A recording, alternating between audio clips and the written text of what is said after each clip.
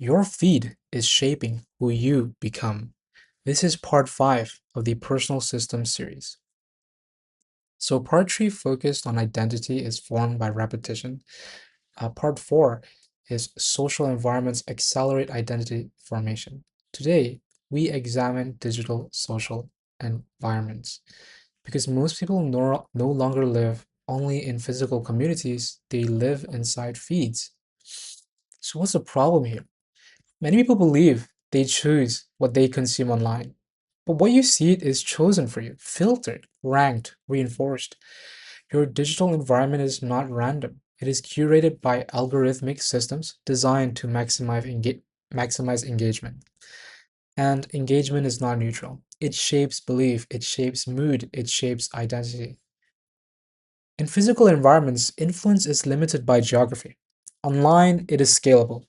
Algorithms prioritize content that keeps you engaged. That often means material that is emotionally stimulating, polarizing, aspirational, or addictive. Repeated exposure creates normalization. If you constantly see hyperproductivity, your definition of normal changes. If you constantly see outrage, anger feels normal. If you constantly see comparison triggers, adequacy becomes unstable. So, the social comparison theory by Festinger suggests that humans evaluate themselves relative to others. Digital platforms expand that comparison pool from dozens of people to millions, and the result is not just comparison, it is distorted baselines. So, identity drift rarely feels dramatic. You follow certain accounts, engage with specific narratives, you pause on particular types of content. The system notices and it gives you more. Gradually, your worldview narrows and your interests shift and your emotional baseline adjusts.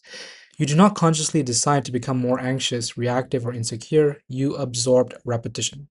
So, digital systems do not simply reflect who you are, they reinforce who you appear to be based on your behavior. And then they amplify the attention identity loop. The structural loop is simple. You engage, the algorithm learns, it serves similar content, you engage again, and thus your identity aligns with repeated exposure. This is not conspiracy, it is optimization. Platforms optimize for time. Time produces data, and data produces revenue, but your attention produces identity. So, if digital exposure shapes identity, then your feed must be curated intentionally. Okay, so consider the following interventions. Audit who you follow, who you subscribe to. Remove accounts that trigger insecurity, negativity, distraction. Intentionally follow voices aligned with your values or long term goals. Disable non essential notifications. Schedule consumption instead of grazing throughout the day. Create friction before opening platforms. Pause and ask why. The goal is not abstinence, it is alignment with what is right, positive, healthy, and good for you. So, to conclude, you are not shaped only by what you do, you are shaped by what you repeatedly see. Your feed is not neutral entertainment, it is environmental architecture. If you do not design it intentionally, it will design you passively.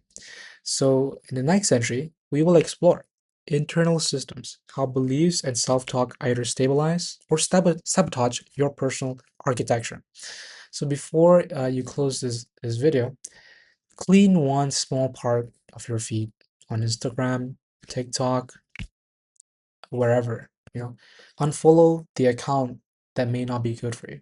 Mute one distraction and add one voice aligned with who you want to become. Do this even if it's a small action day to day, because small changes compound, they add up. And one day you will have a whole heap of wonderful change, a whole pile of wonderful change. And that's wonderful.